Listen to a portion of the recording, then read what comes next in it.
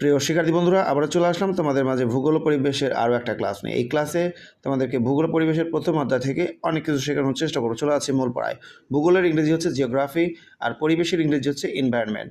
ভূগোল শব্দটি তোমরা মনে রাখবে ইংরেজি জিওগ্রাফি শব্দ থেকে এসেছে। জিওগ্রাফি শব্দটিকে বাংলায় দুইটা অংশ পাওয়া যাবে, জিও এবং গ্রাফি।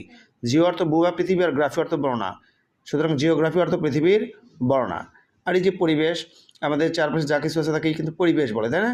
এখন আমি তোমাদেরকে আরও অনেক তথ্য দিচ্ছি। আর তোমরা মনে রাখবে আমাদের বাসভূমি কিন্তু পৃথিবী। পৃথিবী হলো একটা গ্রহ। গ্রহ মোট 8টি, সেটা তোমরা নেক্সট অধ্যায়ে জানতে পারবে। তাহলে আমরা কোথায় বাস করি? আমরা পৃথিবীতে বাস করি। আমাদের আবাসভূমি কোনটা? পৃথিবী।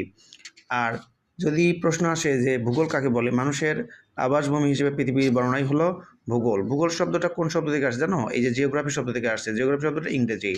এরপরে এই যে কোন দুটো শব্দ মিলে জিওগ্রাফি হয়েছে? জিও আর গ্রাফি। ওকে, তোমরা মনে রাখবে জিও শব্দের অর্থ ভূ বা পৃথিবী, আর গ্রাফি অর্থ বর্ণনা, যেটা একটু আগে আমি বলেছি। কয়েকজন ভূগোলবিদের নাম শেখাই।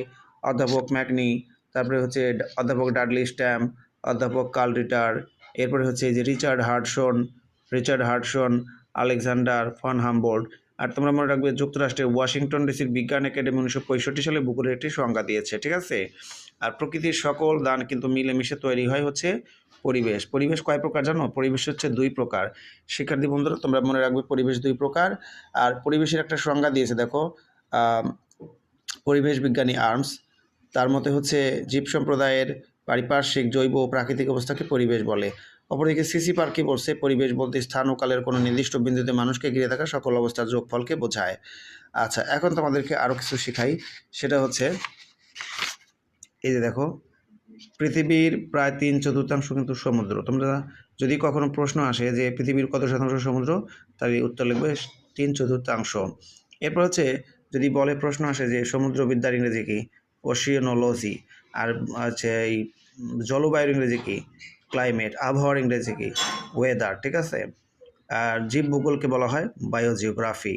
এখানে তোমাদের অনেক কিছুই শেখার রয়েছে। এখন তোমাদেরকে আরও কিছু শেখাই।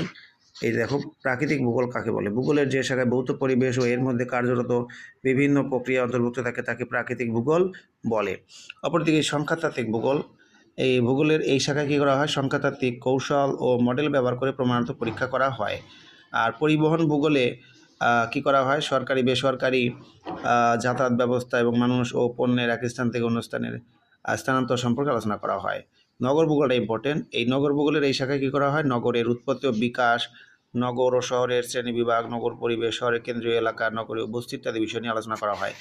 অপরদিকে যে ডিজাস্টার বা দুর্যোগ ব্যবস্থাপনা, এটা ইম্পর্টেন্ট। দুর্যোগের ক্ষয়ক্ষতির